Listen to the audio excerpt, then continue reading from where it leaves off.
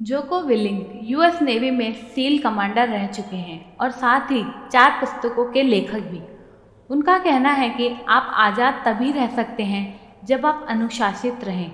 उनकी इस पुस्तक से हमें 7 मुख्य बातें सीखने को मिलती है, जिनको अपने जीवन में उतारकर हम भी एक खुशनुमा और अपने लक्ष्य के प्रति उत्साहपूर्ण जीवन जी सकते हैं। तो चलिए शुरू करते हैं नंबर 1 के साथ। जब तक आप खुद को नियंत्रण में नहीं रख सकते, तब तक आप कुछ भी नहीं पा सकते। लेखक कहते हैं कि अगर आप किसी शॉर्टकट की तलाश में हैं, तो आप कभी भी वह नहीं बन सकते जो आप होना चाहते हैं। अगर आप कुछ भी हासिल करना चाहते हैं, तो इसका कोई आसान रास्ता नहीं है।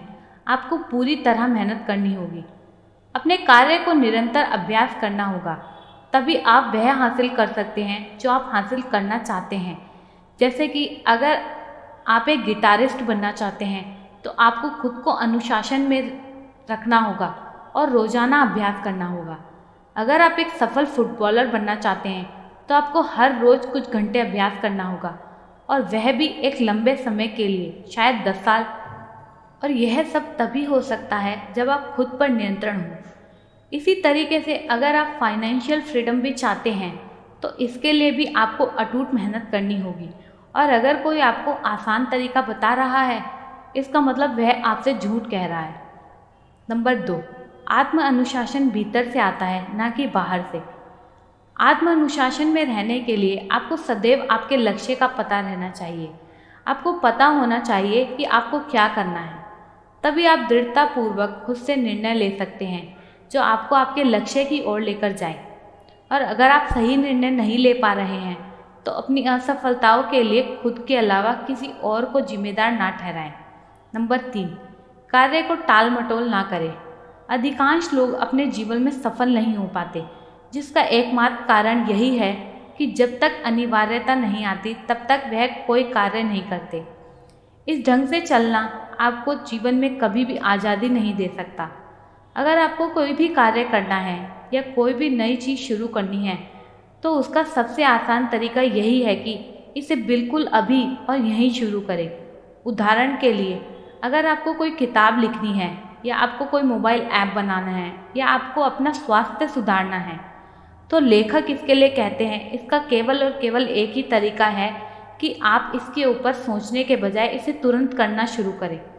नंबर 4, अपने आप को उत्साहित रखें, लेकिन हमेशा याद रखें कि अगर आप उत्साहित नहीं भी हैं, तब भी आपको अनुशासित रहते हुए अपना कार्य करना है। हमें अच्छा लगता है कि मोटिवेशन एक चिंगारी की तरह रहे, लेकिन असल में मोटिवेशन एक प्रक्रिया है जो कि आपको तभी मिलती है जब आप अनुशासित रहते हुए निरंतर अपना कार्य करते हैं। नंबर 5, हर चमकती हुई चीज़ सोना नहीं होती। यह हो सकता है कि आप सभी की यात्रा अलग अलग हो, परंतु एक बात जो सब में एक सी रहेगी, वह यह है कि जब आप मेहनत करेंगे, तब आपको अपने आसपास देखकर ऐसा लगेगा कि जो आप पाना चाह रहे हैं, वो लोगों को आसानी से मिल रहा है।